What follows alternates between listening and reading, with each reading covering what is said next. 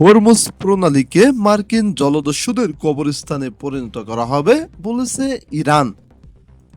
মার্কিন বাহিনীকে জলদস্যু আখ্যা দিয়ে হরমুজ প্রণালীকে তাদের জন্য কবরস্থানে পরিণত করার হুমকি দিয়েছেন ইরানের এক শীর্ষ কর্মকর্তা।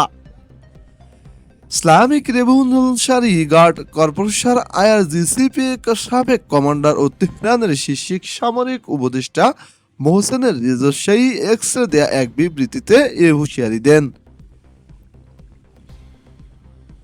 তিনি বলেন, বিশ্বে একমাত্র জলদস্যু হচ্ছে যুক্তরাষ্ট্র, যাদের কাছে বিমান বাহিনী রণতরী রয়েছে।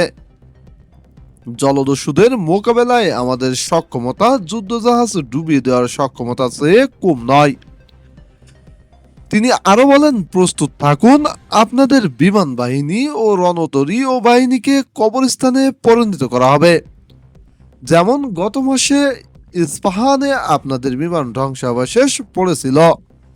তিনি এ সময় গত মাসে একটি F-15 যুদ্ধবিমান ভূপাতিত করার ঘটনার প্রসঙ্গ উল্লেখ করেন। ট্রাম্পের সামনে এখন দুটি পথ খোলা আছে। আইআরজিসি, ইরানের Islamic revolutionary guard corporation IRGC গোয়েন্দা ইউনিট দাবি করেছে, যুক্তরাষ্ট্রের সিদ্ধান্ত নেওয়ার সুযোগ ক্রমেই সংকুচিত হয়ে আসছে। ট্রাম্পের সামনে এখন শুধু দুটি পথ খোলা আছে। সংস্থাটি জানায়, তেহরান যুক্তরাষ্ট্রের সামরিক বাহিনীকে ইরানের বন্দরগুলোতে আরোপিত অপরাধ প্রত্যাহারের জন্য একটি সময়সীমা বেঁধে দেওয়া হয়েছে।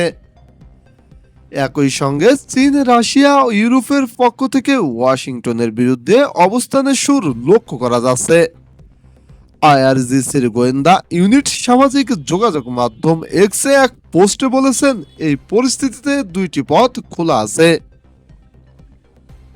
হয়তো ট্রাম্পকে অসম্ভব একটি সামরিক অভিযান চালাতে হবে, অথবা ইসলামী প্রজাতন্ত্র ইরানের সঙ্গে একটি খারাপ চুক্তি বেছে নিতে হবে।